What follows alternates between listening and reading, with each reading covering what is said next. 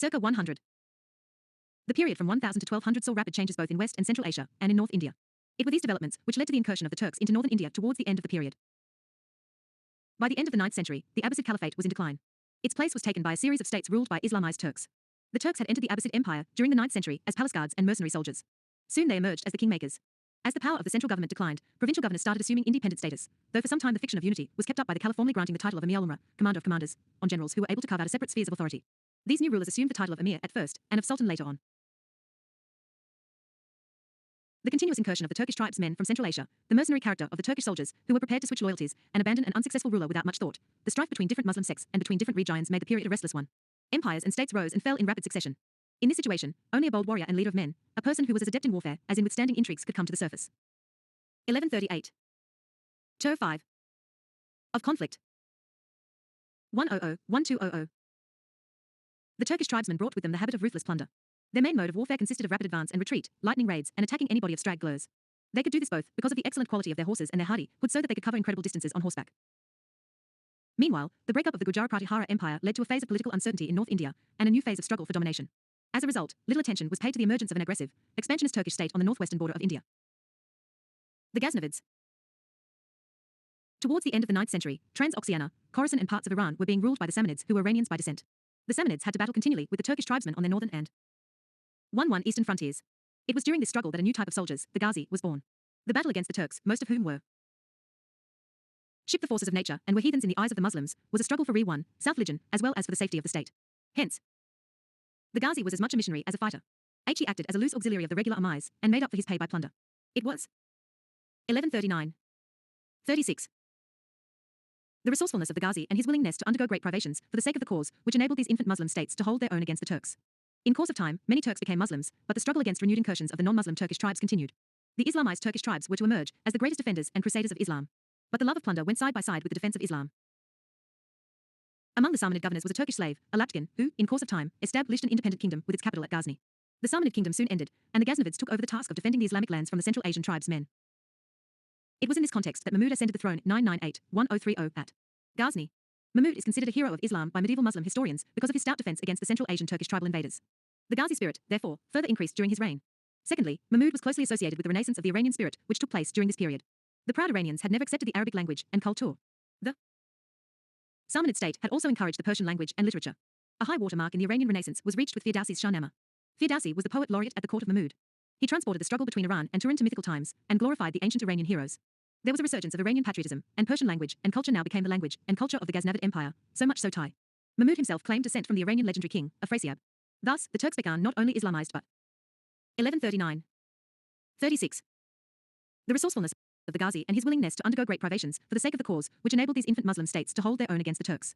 In course of time, many Turks became Muslims, but the struggle against renewed incursions of the non-Muslim Turkish tribes continued. The Islamized Turkish tribes were to emerge as the greatest defenders and crusaders of Islam. But the love of plunder went side by side with the defense of Islam.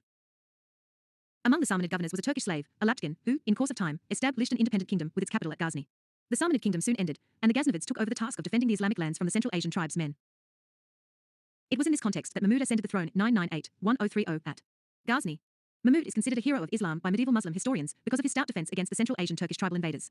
The Ghazi spirit, therefore, further increased during his reign. Secondly, Mahmud was closely associated with the renaissance of the Iranian spirit, which took place during this period. The proud Iranians had never accepted the Arabic language and culture. The Samanid state had also encouraged the Persian language and literature. A high watermark in the Iranian Renaissance was reached with Firdausi's Shahnameh. Firdausi was the poet laureate at the court of Mahmud. He transported the struggle between Iran and Turan to mythical times, and glorified the ancient Iranian heroes.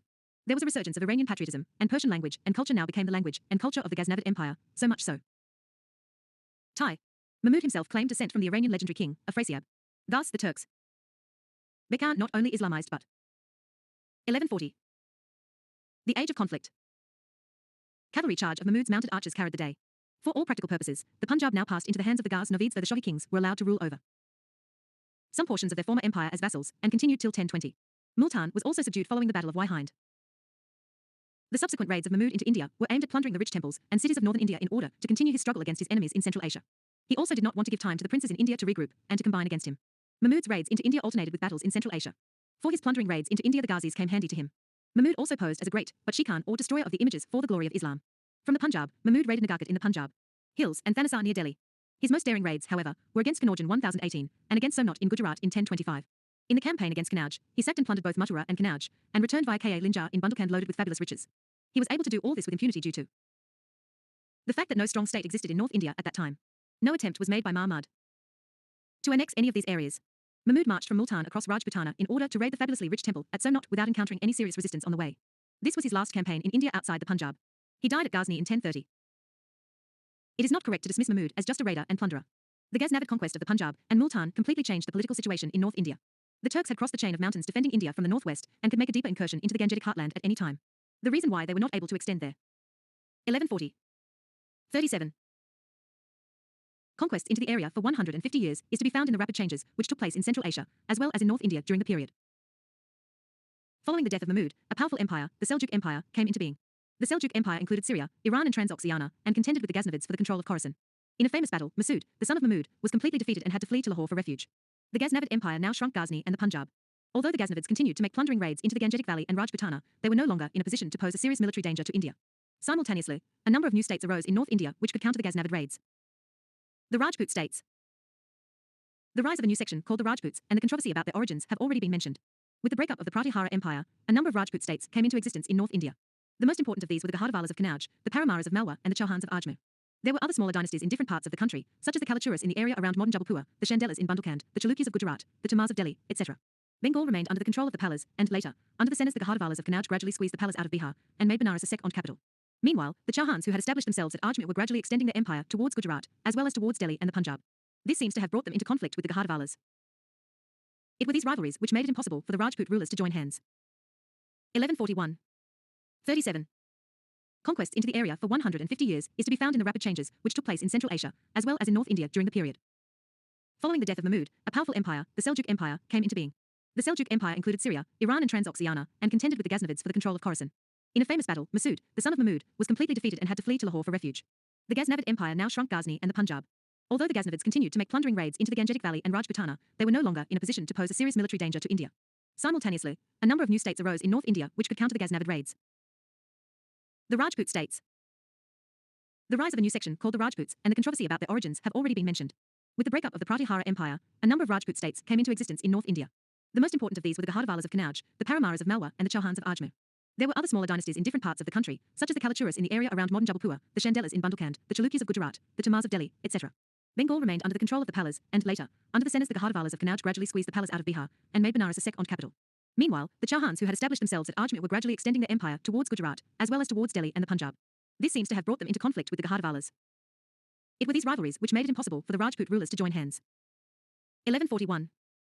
Medieval India. Warfare among the various Rajput states. The ideal ruler was one who led out his armies after celebrating the Dussehra festival to invade the territories of his neighbors. The people, both in the villages and in the cities, suffered the most from this policy. Most of the Rajput rulers of the time were champions of Hinduism, though some of them also patronized Jainism. They gave rich donatians and grants of land to the Brahmanas and the temples. The Rajput rulers stood forth as protectors of the privileges of the Brahmanas and of the caste system. Thus, the system of charging a lower rate of land revenue from Brahmanas continued in some Rajput states till their merger in the Indian Union. In return for these and other concessions, the Brahmanas were prepared to recognize the Rajputs as descendants of the old lunar and solar families of the Kshatriyas, which were believed to have become extinct. The period after the 8th century, and particularly between the 10th and 12th centuries, may be regarded as marking a climax in temple building activity in North India.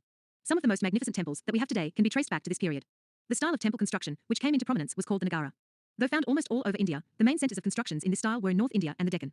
Its main characteristic feature was the tall curved spiral roof over the chief deity room called the Garbhagraha, or the Dul. The main room was Jina Alai square, though projections could be made from each of its sides. An anteroom, mandapa, was added to the sanctum, and sometimes the temple was enclosed by high walls which had lofty gates. The most representative temples of this type are the group of temples at Khajuraho in Madhya Pradesh and at Bhubaneswar in Orissa. The Parsvanatha Temple, the Visvanatha Temple, and the Kandaria Mahadev Temple at 1142. The Age of Conflict. Khajuraho illustrate this style in its richest and most finished form. The rich and elaborate carvings on the walls of the temples show that the art of sculpture had attained its height. Most of these temples were built by the Chandelas, who ruled the area from the beginning of the 9th to the end of the 13th century. T. D.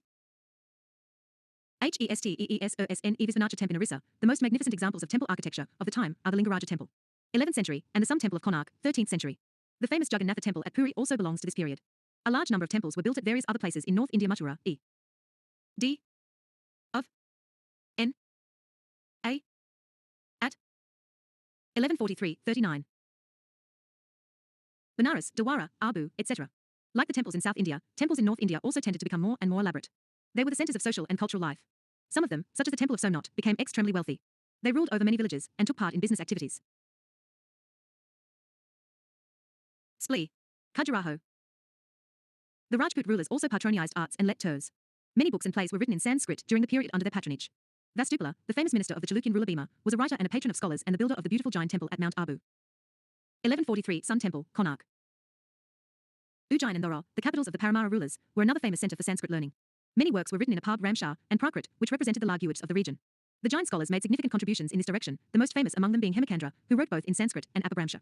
With the revival of Brahmanism, Sanskrit supplanted Apabramsha and Prakrit among the upper classes. However, literature in these languages, which were nearer to the spoken languages, continued to be produced. The modern North Indian languages, such as Hindi, Bengali and Marathi began to emerge out of these popular languages during this period. 1144. Ka Side View. The Turkish conquest of North India. After the Ghaznavid conquest of the Punjab, two distinct patterns of relations between the Muslims and the Hindus were at work.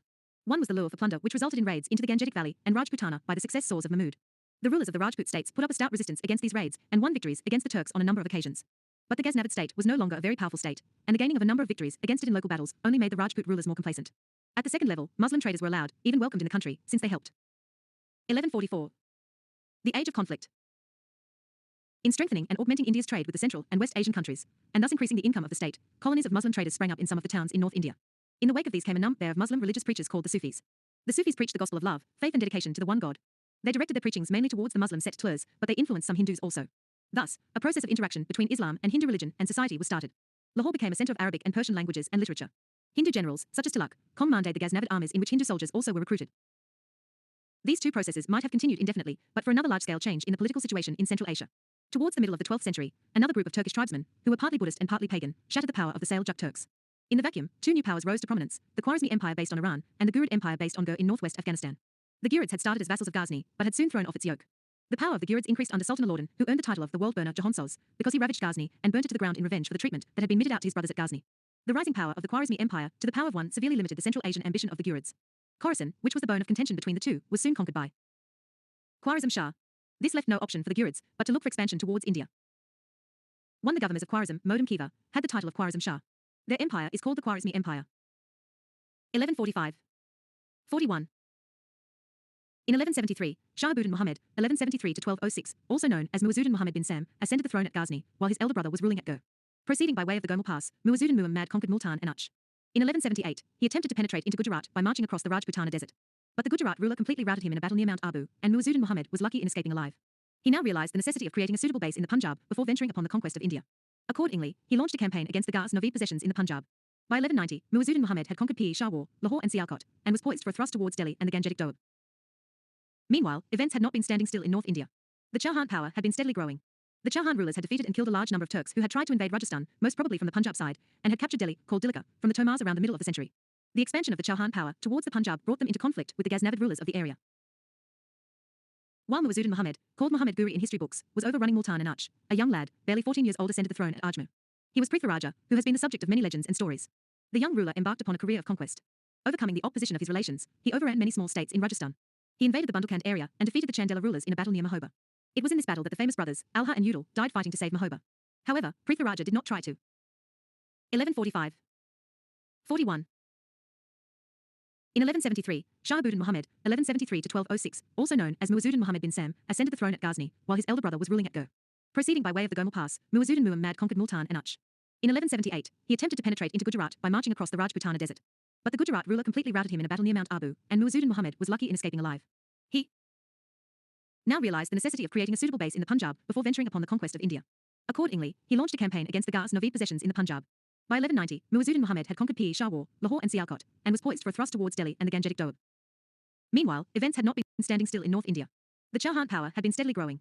The Chauhan rulers had defeated and killed a large number of Turks who had tried to invade Rajasthan, most probably from the Punjab side, and had captured Delhi, called Dilika, from the Tomars around the middle of the century. The expansion of the Chauhan power towards the Punjab brought them into conflict with the Ghaznavid rulers of the area. While Muwazzuddin Muhammad, called Muhammad Guri in history books, was overrunning Multan and Uch, a young lad, barely 14 years old, ascended the throne at Ajmer. He was Prithviraja, who has been the subject of many legends and stories. The young ruler embarked upon a career of conquest. Overcoming the opposition of his relations, he overran many small states in Rajasthan. He invaded the Bundelkhand area and defeated the Chandela rulers in a battle near Mahoba. It was in this battle that the famous brothers, Alha and Udal, died fighting to save Mahoba. However, Prithviraja did not try to. 1146. Kanauj stayed away. The legend that this was because Prithviraja had abducted Chandra's daughter, Sanyajit, who was in love with him, is not accepted by many historians now. The story was written much later as a romance by the poet, Chand Bardai, and includes many improbable events. There had been an old outstanding rivalry between the two states. Hence, it is not surprising that Chandra stayed away. Prithviraja is said to have fielded a force of 3,000,000, including a large body of cavalry, and 300 elephants. The strength of the forces on both sides may be exaggerated. The numerical strength of the Indian forces was probably greater, but the Turkish army was better organized and led. The battle was mainly a battle between cavalry. The superior organization skill and speed of movements of the Turkish cavalry ultimately decide the issue. A large number of Indian soldiers lost their lives. Prithviraja escaped, but was captured near Saraswati. The Turkish armies captured the fortresses of Hansi, Saraswati and Samana. Then they attacked and captured Ajmer. Prithviraja was allowed to rule over Ajmer for some time, for we have coins of this period giving the date and the legend Prithvirajadeva on one side and the words Sri Muhammad Sam on the other. Soon after, Prithviraja was executed on a charge of conspiracy, and Prithviraja's son succeeded him. Delhi also was restored to its ruler. But this policy was reversed soon after. The Tamara ruler of Delhi was ousted and Delhi was made a base for further Turkish advance into the Ganga Valley. Following a rebellion, a Muslim army recaptured Ajmer and installed a Turkish general there. Prithviraja's son moved to Ranthambore and founded a new powerful Chauhan kingdom there. Thus, the Delhi area and Kastan Rajasthan passed under the Turkish rule. 1146. The Age of Conflict. Turkish conquest of the Ganga Valley, Bihar and Bengal. Between 1192 and 1206, the Turkish rule was extended over the Ganga Jamhuriya Doab and its neighbouring area, and Bihar and Bengal were also overrun. In order to establish themselves in the Doab, the Turks had first to defeat the powerful Gahadavala kingdom of Kanauj. The Gahadavala ruler, Chandra, was reputed to be the most powerful prince in India at the time. He had been ruling the country peacefully for 2 decades. Perhaps, he was not a very capable warrior because he had already suffered a reverse at the hands of the Sena king of Bengal. After Tayin, Muwazzuddin returned to Ghazni, leaving the affairs in India in the hands of his trusted slave Qutbuddin Aibak. During the next 2 years, the Turks overran parts of Upper Doab without any opposition from the Gahadavalas. In 1194, Muwazzuddin returned to India. He crossed the Jamuna with 50,000 cavalry and moved towards Kanauj. A hotly contested battle between Muwazzuddin and Chandra was fought at Chandawar near Kanauj. We are told that Chandra had almost carried the day when he was killed by an arrow, and his army was totally defeated. Muwazzuddin now moved on to Benares, which was ravaged, a large number of temples there being destroyed. The Turks established their hold over a huge territory extending up to the borders of Bihar. Thus, the battles of Tayin and Chandawar laid the foundations of the Turkish rule in North India. The task of consolidating the conquest thus won proved, however, to be an onerous task which occupied the Turks for almost 50 years. We shall study this in a subsequent chapter. Muwazzuddin lived till 1206. During this period, he occupied the powerful forts of Bayana and Gwalior to guard the southern flank of Delhi. A little later, Aibak conquered Kalanjar, Mahoba. A. D. L. Of. D. S. A. S. E.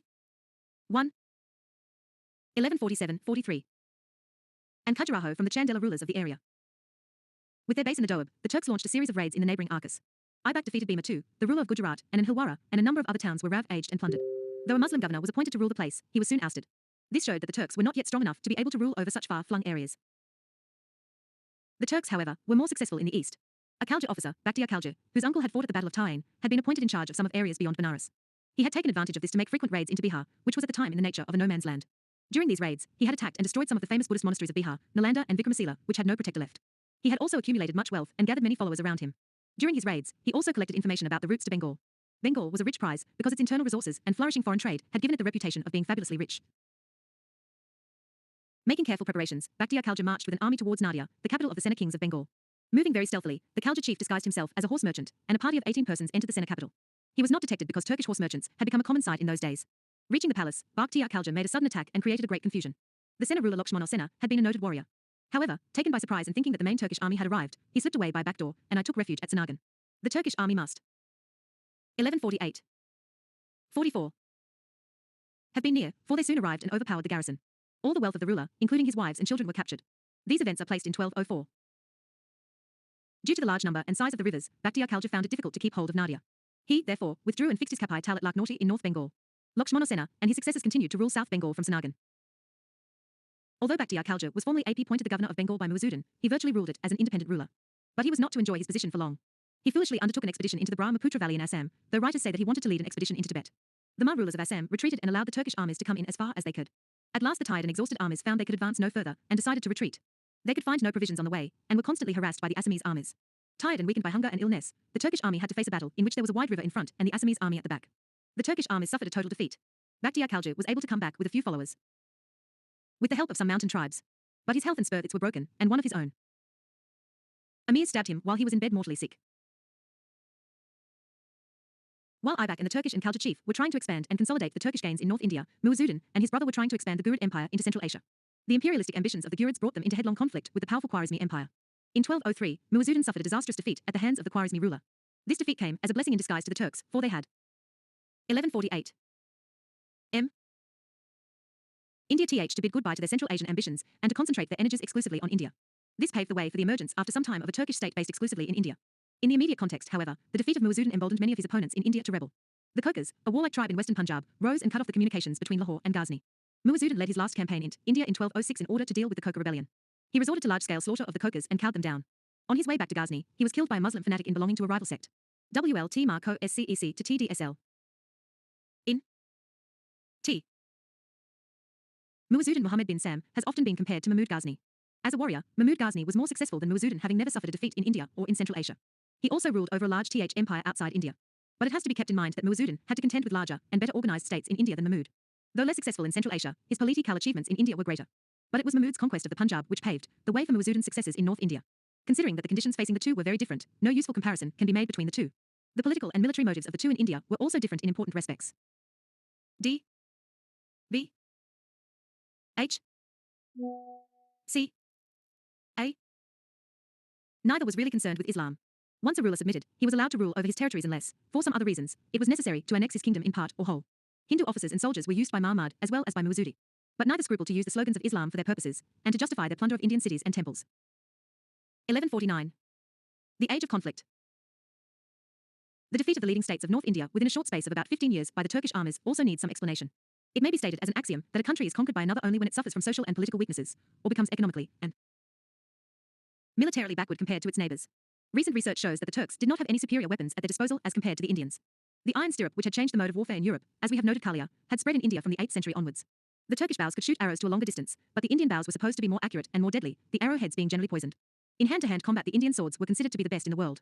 The Indians also had the advantage of elephants, perhaps the Turks had 1149. 45. Horses which were swifter and more sturdy than the horses imported into India. Thus, the superiority of the Turks was more social and organizational. The growth of feudal ISM, i.e., rise of the local landed elements and chiefs, had weakened the administrative structure and military organization of the Indian states. The rulers had to depend more on the various chiefs, who rarely acted in coordination, and quickly dispersed to their areas after battle. On the other hand, the tribal structure of the Turks, and the growth of the Ikta and Khalisa systems, which shall be discussed later, enabled the Turks to maintain large standing armies, which could be kept in the field for a long time. But for these factors, the Rajput states, many of which had greater human and physical resources at their disposal than the Ghaznavid and Ghurid empires, would not have suffered defeat, or would have been able to recover if they had been defeated in a battle.